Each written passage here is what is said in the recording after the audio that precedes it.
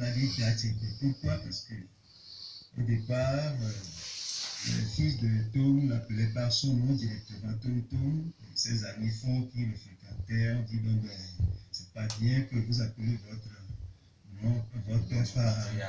Alors il faudrait l'appeler par, puisqu'ils sont fonds, il faut dire Dachi, et puis c'est comme ça, elle est devenue Dachi. Alors la fête, on l'a instituée Dachi. Alors pourquoi Dachi? Dachi était un trafiquant d'esclaves local. Il allait acheter des esclaves dans les plateaux d'Abomey qu'il allait revendre. Il en prenait pour femme lui-même. Je suis moi-même descendant de femmes esclaves. D'accord. Alors, il le faisait même après l'abolition, bien après l'abolition, il a continué discrètement par faire son petit commerce. Et c'est comme ça qu'il a été arrêté quelque part dans un village proche d'Alécho, au Togo, et condamné à mort. Alors, il devait être exécuté un jour de la Tabaski. Et c'est dans la nuit profonde que quelqu'un est venu taper à la porte de sa prison. Un homme bien vieux a tapé à la porte de sa prison, l'a fait sortir, l'a mis sur son cheval et l'a amené jusque dans son village. Ah ben, comment ça s'est concrètement passé? Condamné à mort, il savait que c'était fini pour lui.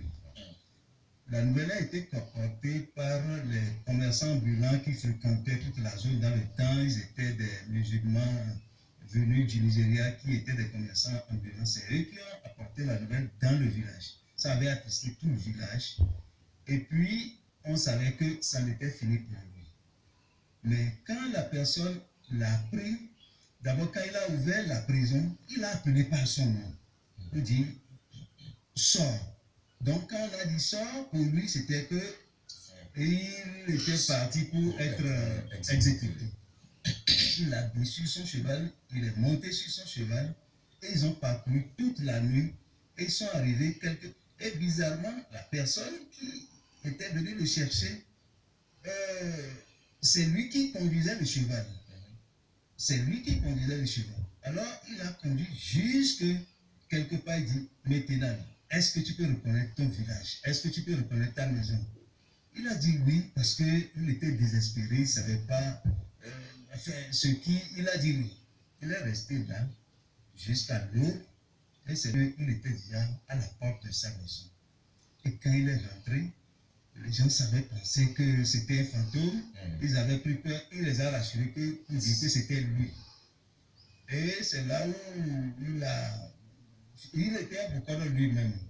Alors ils ont consulté le phare qui a dit que c'est son feu père du qui l'a sauvé de la situation. Alors qu'est-ce qu'il faut faire pour contenter son feu père qui a pu le sauver? Ils ont dit, bon, il faudrait qu'il immole un cabri. Très content, il n'a pas immolé un cabri, mais il a immolé des cabris. Et des amis se sont joints à la fête. Et le jour-là, il était revenu la veille d'une Tabaski. Et c'est le jour de la Tabaski qu'il a immolé, n'est-ce pas, les cabris et tout. Et chaque année, ça a été perpétué. Chaque année, ça a été perpétué. Jusque, enfin, et bien après,